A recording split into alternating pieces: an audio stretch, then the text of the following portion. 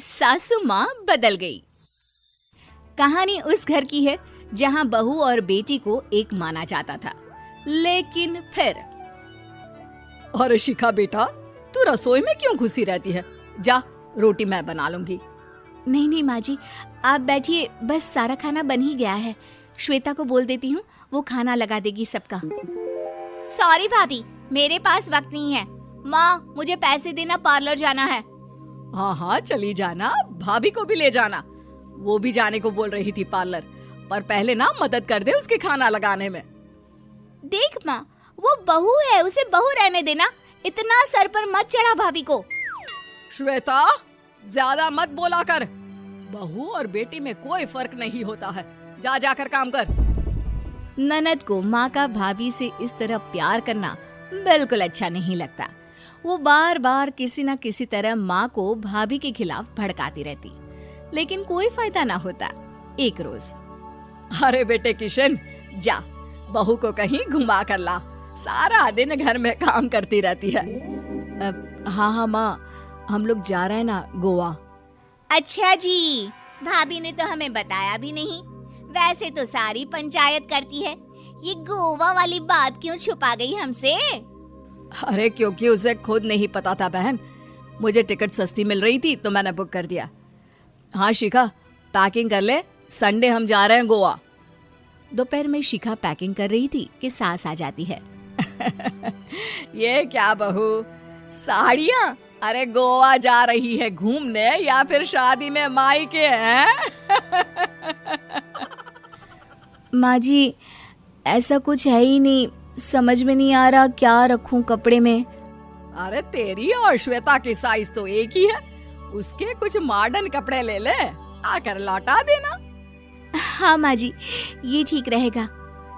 शिखा श्वेता के पास जाती है और उससे कपड़े मांगती है। ना जी ना, मैं अपने कपड़े ना दूं, वैसे भी फैल जाएंगे मेरे कपड़े, बहुत महंगे वाले हैं।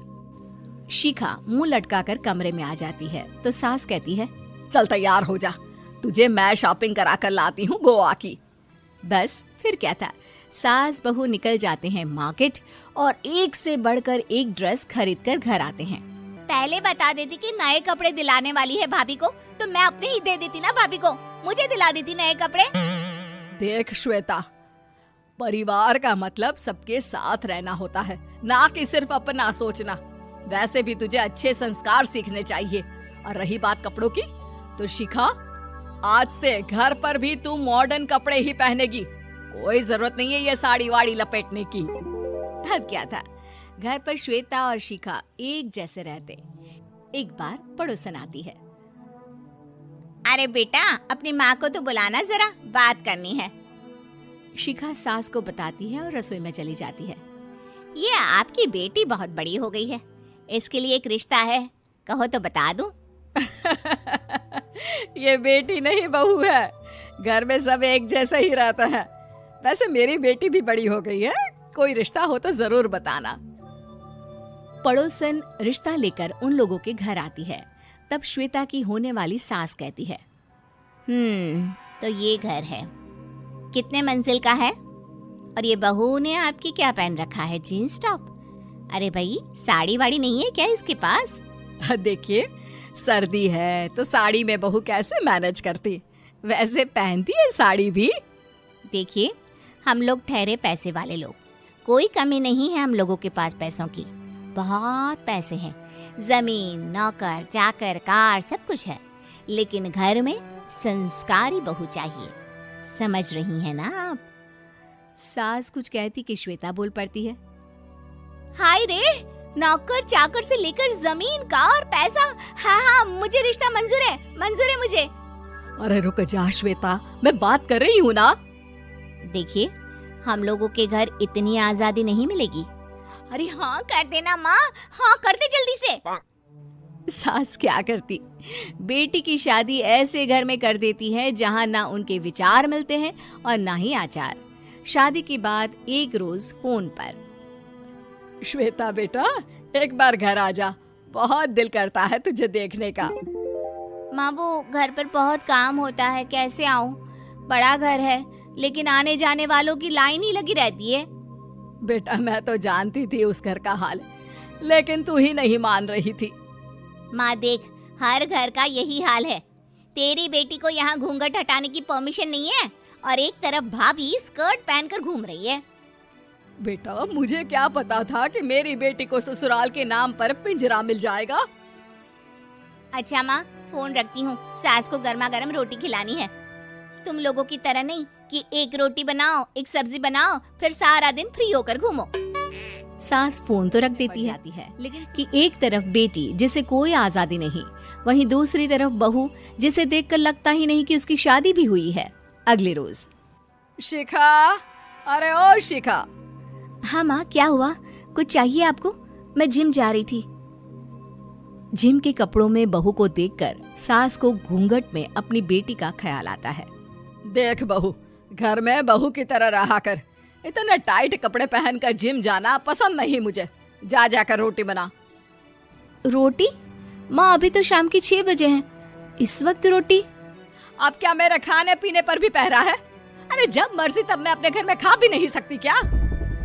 बहू को अजीब लगता है। वो समझ नहीं पाती कि जो सास कल तक इतनी सपोर्टिव थी, उन्हें अचानक से क्या हो गया। वो किचन में जाती है, गरम रोटी के साथ 2 तरह की सब्जी, रायता, सलाद सब लेकर सास के पास आती है। माँ जी, खाना। इतना सारा खाना? राक्षस समझा है क्या मुझे? रोटी मांगी थी मैंने गर्मा गर्म बस। पर माँ जी, रोटी खाती किससे आप? सब्जी तो बनानी थी ना।